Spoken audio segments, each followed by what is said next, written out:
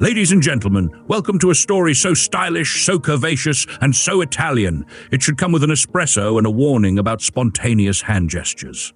Today we bring you a vehicle that looks like it just finished whispering secrets to Sophia Loren, the 1949 Cisitalia 202 SC Berlinetta by Vignale. Now, buckle up. It's time to talk Italian genius, post-war dreams, and why this little burgundy bullet made even art critics nod approvingly. So let's rewind to Italy, 1946. The war was over, the economy was in tatters, and the average Italian had more bicycle miles than gas in their tank. But Piero Dusio, a businessman, footballer, and amateur race driver with more ambition than budget, had a dream. He founded Cisitalia, short for Compagnia Industriale Sportiva Italia in Turin, and decided to build cars that weren't just fast, they were sophisticated, hand-built statements of rebirth and beauty.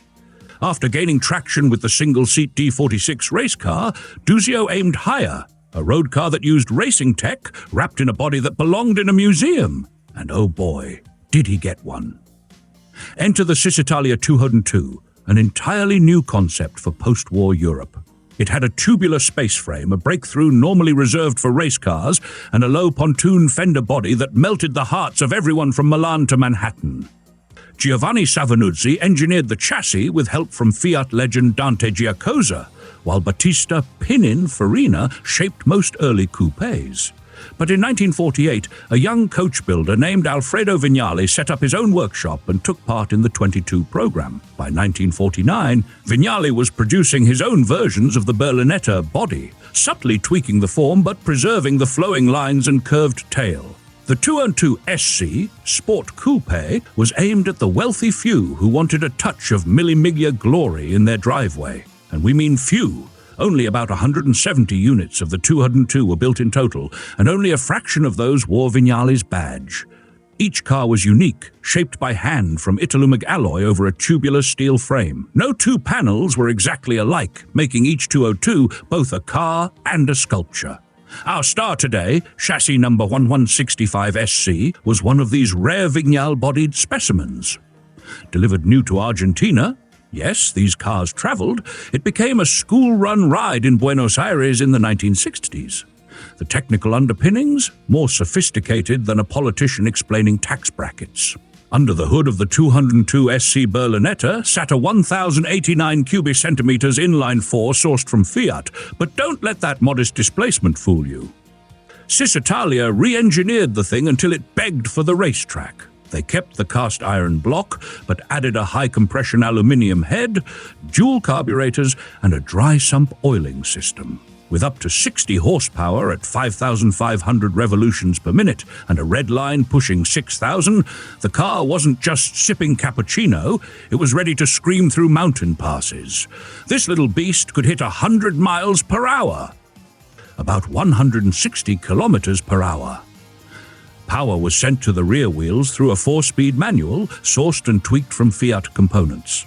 Gears 3 and 4 were synchronized, while first and second demanded good old-fashioned double clutching. Suspension at the front was an independent setup borrowed from the Fiat 500 Topolino, dual wishbones and a transverse leaf spring. In the rear, a live axle rode on semi-elliptical leaf springs. The whole chassis sat low and tight, thanks to the race-bred space frame, one of the first ever used on a road car. The car's featherweight construction, only about 780 kilograms, 1,720 pounds, made it a scalpel on twisty roads. With a wheelbase just 94.5 inches, 2,400 millimeters, and overall length around 4 meters, 13 feet, the Cisitalia 202 was smaller than many of today's hatchbacks, but felt like a Ferrari on stilts. It handled with grace, danced through corners, and if you didn't watch out, it could eat a set of bias-ply tires for lunch. Drum brakes on all 4 wheels tried their best, but let's be honest, they were more like polite suggestions to stop, especially after a spirited drive through the Alps. And the wheels? Elegant 15 inches, wire-spoke alloys, often hidden under polished disc hubcaps for that extra dash of Dolce Vita. Tires were narrow, around 5 by 15, but period correct, giving the 202 a drift-happy personality on winding roads. Fuel economy? Around 30 miles per gallon, or 8 liters per 100 kilometers. Though if you were racing school buses in Buenos Aires like Rodolfo Iriarte, you might have dipped a bit lower. Still, it wasn't a gas guzzler, proving that performance didn't have to come with a fuel bill longer than my uncle's political opinions at dinner. What made this car so ahead of its time wasn't just the numbers, it was the philosophy. Cisitalia built a car with the soul of a racer, the elegance of a sculpture, and the exclusivity of a celebrity scandal. It was for the gentleman driver, the playboy racer, or that one dentist who read too much Nuvolari and not enough dentistry textbooks. It wasn't cheap. At 3.9 million Italian lire in 1947, it cost more than 2 Cadillacs and a Swiss chalet. That's over $100,000 in today's money. And don't forget, every nut and bolt on a 202 was put there by hand. This wasn't just a car, it was a love letter craftsmanship. They built one of the finest grand touring machines of the post-war world and then nearly vanished into obscurity. Inside, it was pure Italian drama in miniature. Leather trim, slender metal switches, and a dash that whispered La Dolce Vita without ever shouting. The seating position was low, the windshield narrow, and visibility limited.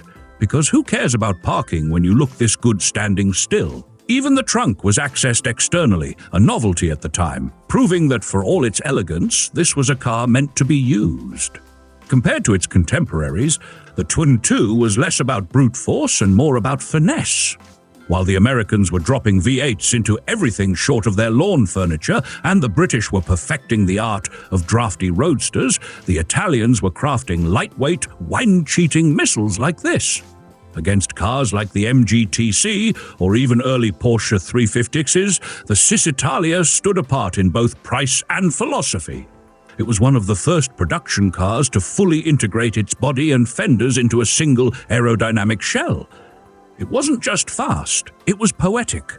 On the market, however, it was never meant for the masses. With a price tag that would make your accountant cry and your spouse file divorce papers, the Cisitalia 2&2 sold fewer than 170 units. Most were Pinin Farina bodied Berlinettas, with only a tiny number attributed to Vignale, making today's featured car a 1949 chassis 165 SC, a genuine unicorn. It spent its youth in Argentina, its midlife racing through club event, its golden years lovingly restored to a rich burgundy with a matching leather interior. And now, the moment you've all been waiting for, what did one of these cost and what would it set you back today? Fast forward to recent years, and Cisitalia 202s have found new life in the collector's arena. In 2023, Gooding & Co. sold a pristine example for $720,000. A 22B Berlinetta by Stabilimenti Farina once went for over €400,000. The car in this story, our 1949 Vignale, was bid to €390,000 at an RM Sotheby's auction in Paris, but didn't meet reserve. But here's the thing, price is just a number. The real value of a Cisitalia 202 SC lies in what it represents. It's the crossroads of art and engineering, born from post-war resilience and infused with the kind of soulful design that can still move people 7 decades later. You don't drive a Cisitalia, you wear it, you perform in it. And yes, you may even teach your kids multiplication tables in it, just like Rodolfo did in Buenos Aires. So thank you, dear patrons of our channel, for making stories like this possible. Your support means we can keep telling tales of beauty, speed, and eccentric Italians who believed a tube-frame sports car could change the world. And if you're not subscribed yet, what are you doing? Don't make me send Timmy to your house with a torque wrench and a confused look. May your oil pressure stay high, your neighbors stay jealous, and your Vignale never lose a hubcap on cobblestones.